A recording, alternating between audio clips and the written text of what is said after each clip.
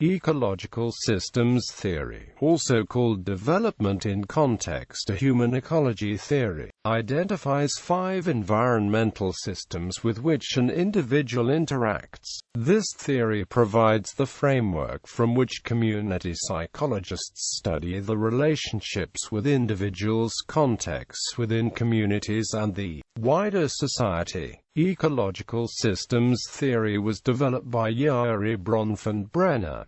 The 5 systems. Microsystem refers to the institutions and groups that most immediately and directly impact the child's development, including family, school, religious institutions, neighborhood, and peers. Mesosystem. Interconnections between the microsystems, interactions between the family and teachers, relationship between the child's peers and the family. Exosystem involves links between a social setting in which the individual does not have an active role and the individual's immediate context. For example, a child's experience at home may be influenced by the other parent's experiences at work. The parent might receive a promotion that requires more travel, which might increase conflict with the other parent and change patterns of interaction with the child. Macrosystem describes the culture in which individuals live. Cultural contexts include developing and industrialized countries, socio-economic status,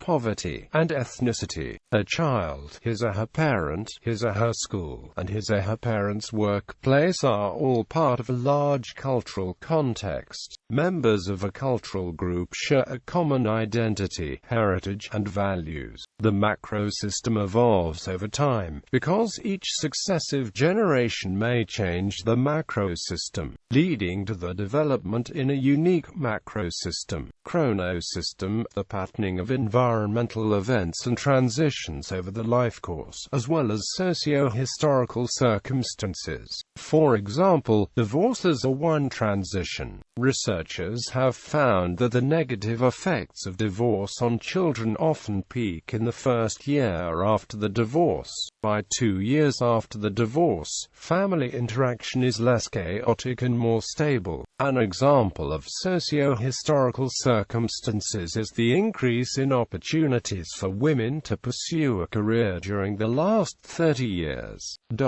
The person's own biology may be considered part of the microsystem, thus the theory has recently sometimes been called bioecological model. For this theoretical construction, each system contains roles, norms and rules which may shape psychological development. For example, an inner-city family faces many challenges which an affluent family in a gated community does not, and vice versa. The inner-city family is more likely to experience environmental hardships, like crime and squalor. On the other hand, the sheltered family is more likely to lack the nurturing support of extended family. Since its publication in 1979, Bronfenbrenner's major statement of this theory, the ecology of human development, has had widespread influence on the way psychologists and others approach the study of human beings and their environments.